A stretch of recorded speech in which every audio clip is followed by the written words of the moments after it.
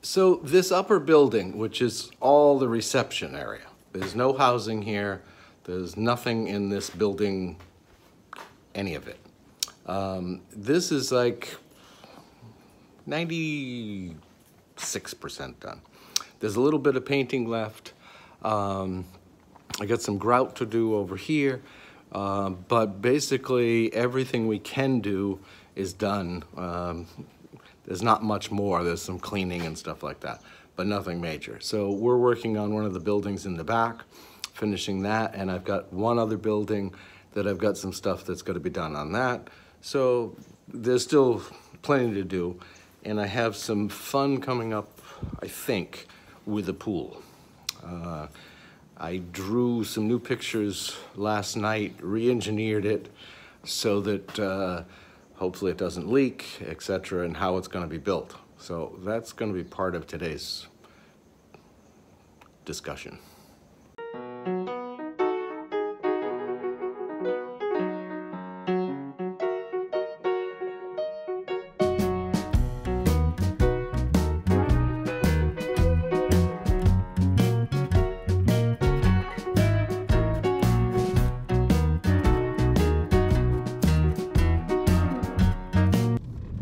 Well, I just, everybody's all set, got what they need to be doing, and had a discussion with the pool guy about what he's got to do, and hopefully he's going to do it, but you know, that's not really my part of the project, so that's a separate contract, so I don't really, well, I will, but I don't really need to concentrate on that. Hopefully he does it right. I've tried to explain to him.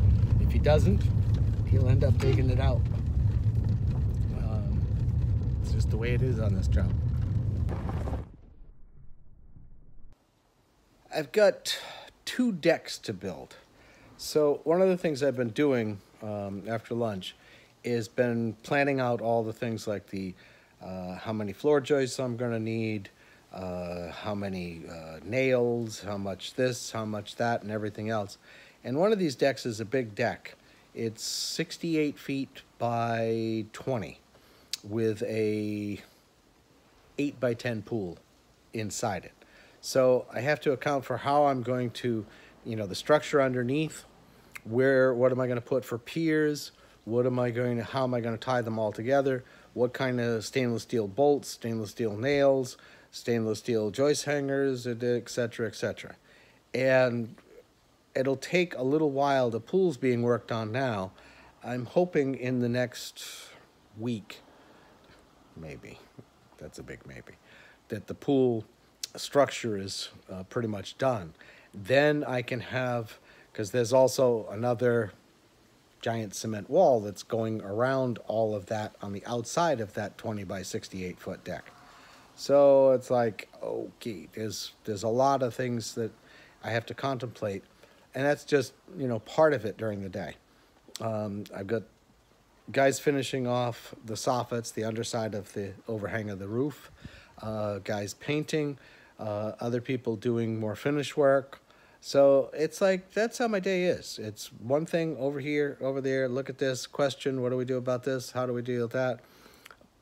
And I mean, that's part of, you know, figuring out all the materials, what's going to be done, when it's going to be done, how it's going to be done, painting walls in the back that are being made. The mason's making some other walls back there for a retaining wall and then another wall. And it's just, you have to keep track of all of the things that are going on to the best you can. And I mean, I can do that pretty much most of the time.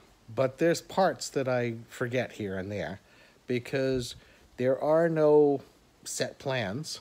So it's the owner and I discuss it, and then it could be weeks or months in between, and sometimes I forget things.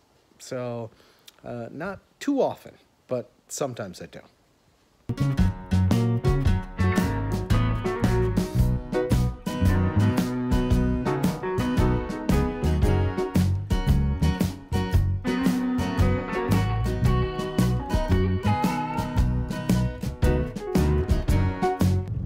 Yeah, I think we'll be getting some rain in the not too distant future here.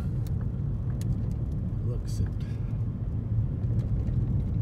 Pretty much everybody's all set other than one mason, and I don't know what's going to happen with the pool pour, but that's not really my deal, so I don't have to worry about that too much.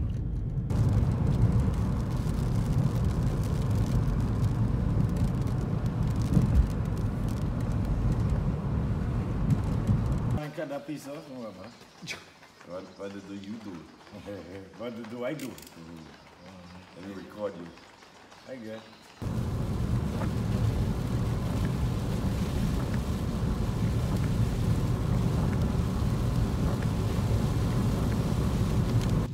The weather this morning said 100% chance of rain. You know, the skies were clear blue, but you could see on the radar there was a huge clump coming from Florida, and so this afternoon it rained. And on the other good news rainy day fun, we blew a seal in the compressor, so I'm out hunting for a seal. I don't know what the odds are that I'm going to be able to find this pressure gauge and seal, but that's on the fun list of things to do today. Hopefully, if I can't find it around here, the guy said down in Tarpon Bay, they know one of the people down there will be able to get it, or have it, hopefully, maybe. We'll see. It's here. Well, as expected, first stop, no. They had a pressure gauge that goes to like a hose system like you'd use with a garden hose type thing. That's not what we need.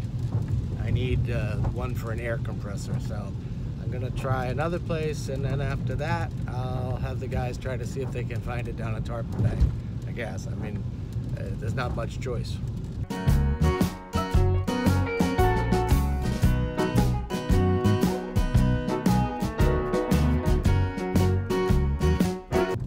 Okay, so it's raining out, but on that's not a good thing.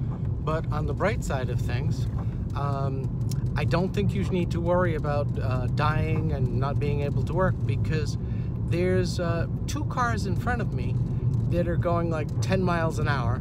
So obviously these people are deceased a long time ago, and they're still able to drive. And one of them is a taxi cab guy. So see, no need to fear death. You can still do all the things you did before. A little slower pace, but you can still do them. I suppose in all fairness, maybe they don't have one of those new cars where you can turn on the windshield wipers from inside. Maybe that's it. We're gonna luck out. Nope, struck out. No pressure gauge. So I guess the boys will have to try to look down in Tarpon Bay tonight. So I just got up to Lord Byron's, and not raining. So, but you can see up there, it's raining, and it's going to start again any second. It's just going over the island a certain way. There we go. Wipers are back on.